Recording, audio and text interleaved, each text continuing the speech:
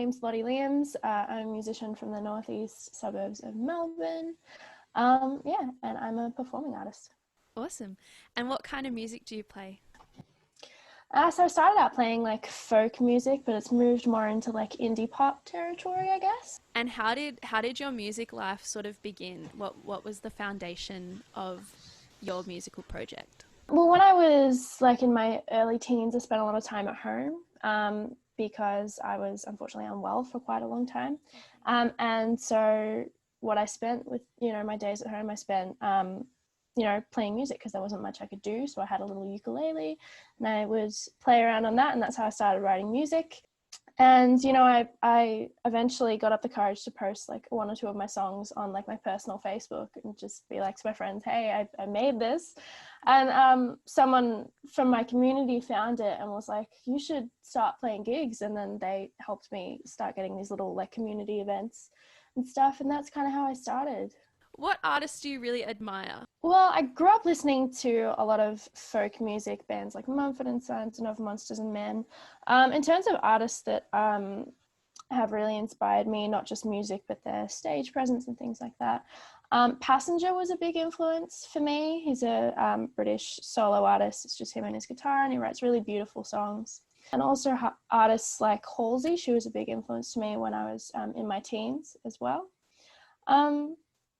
And I've had a lot of influences from a lot of different genres that I've, picked apart bits and pieces.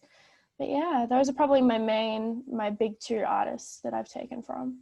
And how about industry people? Has there been anyone that's been really integral to your growth as a musician in like the Melbourne music industry? My manager has really helped me, navigate the industry, definitely. But every time because I do a lot of support acts, I'm usually a support act. That's my favorite thing to do. And I do a lot of gigs like that where I'm supporting bands who are touring and things like that. And every time I support a band, they help me grow as a musician, and they give me tips and help me, navigate new avenues and things like that, working with Middle Kids when they toured 2 years ago and Ruby Fields. They were, really big inspirations for me, and really playing shows with them gave me a big insight into the music industry. So yeah, it's always, you learn stuff from every artist that you play with, in my opinion. What is your songwriting process, and how do you get a song from its first form to its final form? Songwriting can take, I remember it used to take me 2 days. I would stay up late at night with an idea and I would write a rough draft, and then I'd finish it in the morning and that would be a song. It takes a little bit longer these days, I think, because I'm more experienced and I put more thought into my music and things like that. It usually starts with me getting like this one tagline in my head that'll just keep playing over and over, and I'll be like, there's something there. So oftentimes I'll like open my voice recorder in my phone and I'll just sing that little line, and I'll be like, I'll put that away for later. And then I'll come back to it, I'll grab my guitar out and I'll figure out the melody, and I'll just build around that one tagline. That's often how it happens, just this one little idea that I build around. Yeah. And so your songs are almost quite electronic, I guess. I'm not quite sure how you would describe them, but to me it almost seems like there's a lot of production going on. Like the singer-songwriter is still Absolutely very prevalent and there, but you can tell there's a lot that's gone into it. Who do you work with or do you do it yourself to get those songs with such full production?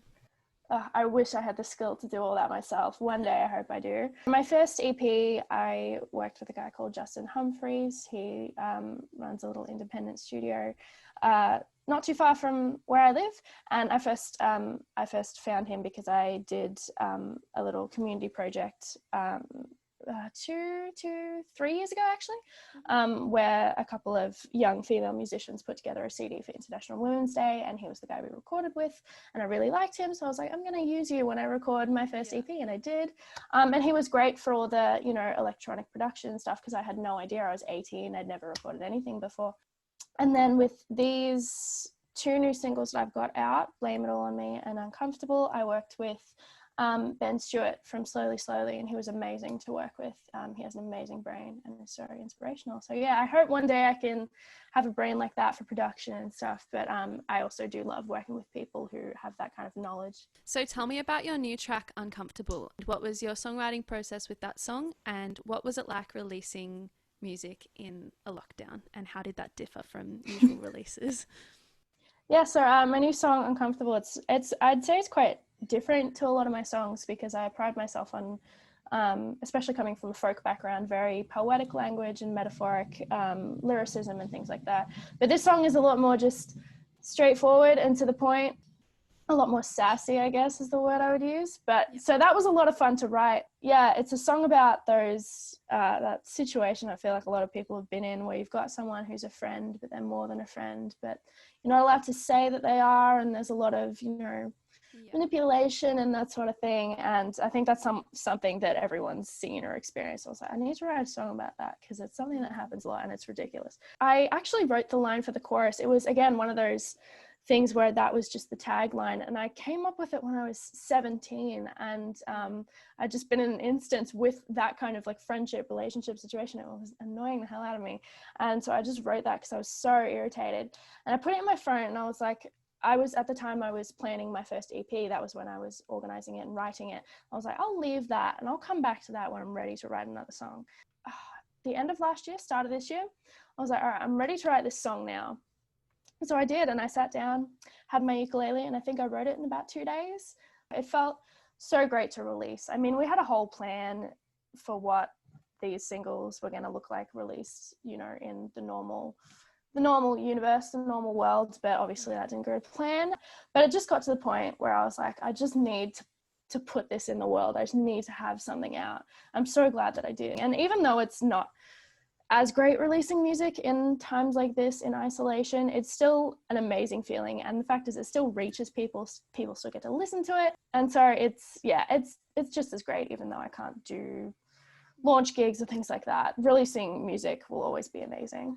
And what is the next step for you? Have you got any plans in the making for more music, or what, like the first thing that you're going to do when lockdown's lifted, or is it definitely a time of just working and chipping away and preparing?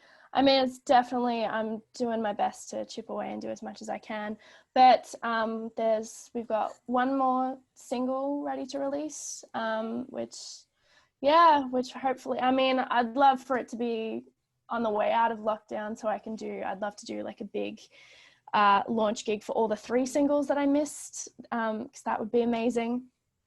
But, I'm just excited to have another thing ready to come out.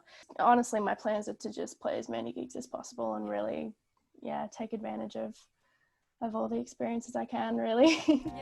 Say it makes you uncomfortable.